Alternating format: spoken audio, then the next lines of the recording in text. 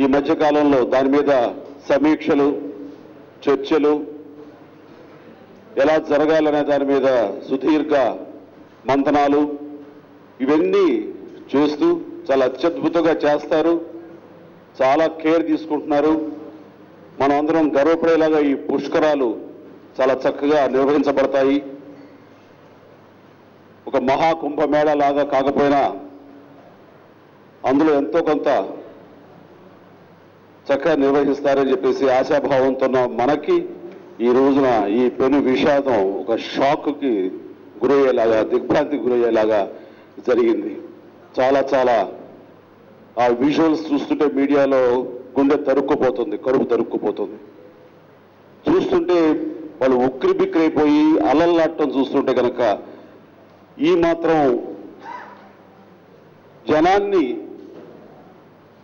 చక్కగా ఆర్గనైజ్డ్గా వాళ్ళ స్నానపానాదులు జరిగేలాగా చేసేటటువంటి పరిస్థితి కూడా చేయలేని అసమర్థత ఈ రోజున మనందరం మన ప్రభుత్వం ఇది బాధ్యత వహించాల్సిన పరిస్థితి.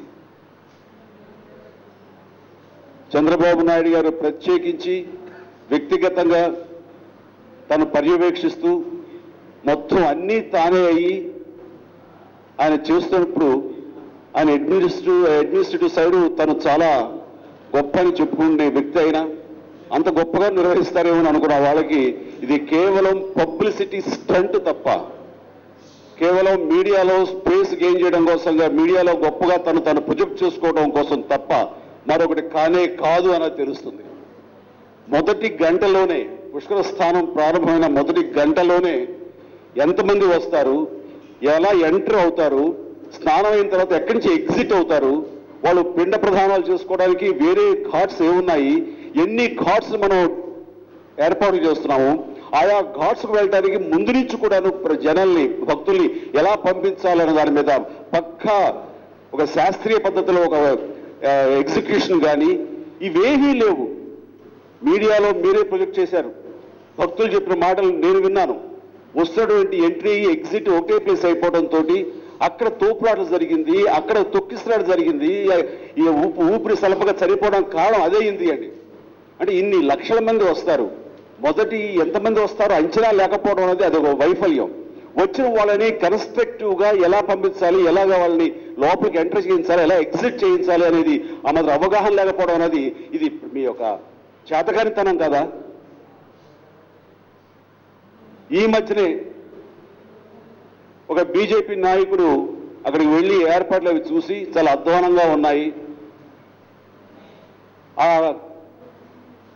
ప్రభుత్వంలో ఉన్నటువంటి దేవాదాయ శాఖ మంత్రిని కూడా ఇన్వాల్వ్ చేయకుండా ఎవరెవరు ఏం చేస్తారో తెలియని పరిస్థితి అని చెప్తే దానికి కౌంటర్గా తెలుగుదేశం పార్టీ సంబంధించినటువంటి మరొక ఎమ్మెల్యే ఆయన ఇచ్చిన స్టేట్మెంట్ ఏంటంటే, కంప్లీట్ గా చంద్రబాబు నాయుడు గారు ఒక్కరే ఆయన భుజస్కంధాల మీద చేస్తున్నారు, మా ఇన్వాల్వ్మెంట్ కానీ మా యొక్క ప్రమేయం కానీ ఏమీ లేదు అని సుస్పష్టంగా చెప్పాడు ఆయన. అంటే అన్నీ తానే చూసుకున్న చంద్రబాబు నాయుడు గారు ఈనాడు దీనికి పూర్తి బాధ్యత వహిస్తారా లేదా, లేదంటే ఆఫీసర్ల మీద తోసేయటం లేదా మిగతా వాళ్ళ మీద తోసేయటం అనేది దానికి అలవాటు, అలాగే చేస్తారా, అలాగే చేసి తప్పించుకుంటారా? కొన్ని సంవత్సరాల క్రితం కృష్ణా పుష్కరాలకి వైఎస్ఆర్ రాజశేఖర రెడ్డి అప్పట్లో ఆయన ముఖ్యమంత్రిగా ఉన్నప్పుడు కృష్ణా పుష్కరాలు ఇలాంటి విషాదం చోటు చేసుకుని ఒక్కరో ఇద్దరో ప్రాణాలు పోగొట్టిన సమయంలో ఇదే చంద్రబాబు నాయుడు గారు ప్రతిపక్షంలో ఉండి నానా యాగి చేశారు. దీనికి పూర్తి బాధ్యత రాజశేఖర రెడ్డి వహించాలి, ఆయన రాజీనామా చేస్తారా చేయడా చేసి పట్టుబెట్టి కూర్చున్నారు.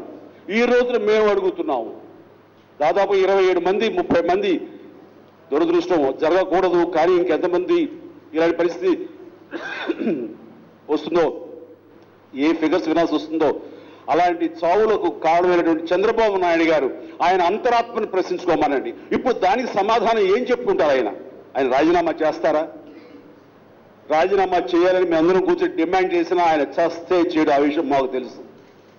ఇదంతా వృధా ప్రయాస, వృధా స్టేట్మెంట్లు మేము అడగటం. కానీ ఆయన అంతరాత్మకు మాత్రం ఆయన తెలుసుకోవాలి. ఒకప్పుడు నేనే కదా ఇలా డిమాండ్ చేశాను, ఇప్పుడు ఈ పరిస్థితి ఏంటి అని. కుంభమేళాన్ని మించి, ఆ మహాకుంభమేళా మించి అద్భుతంగా చేస్తున్నాము, చేయబోతున్న అరేంజ్మెంట్స్ అంటూ ఆయన తన భుజం ఆయన తట్టుకోవడం, ఆయన పొగుడుకోవడమే కాకుండా అందరినీ పొగుడుతూ చాలా ఆఫీసర్లు అందరినీ ఆయన పొగిడి చాలా ఇదిగా అభినందించారని తెలిసింది. నిన్న మనం పేపర్లు చూసాం మనం.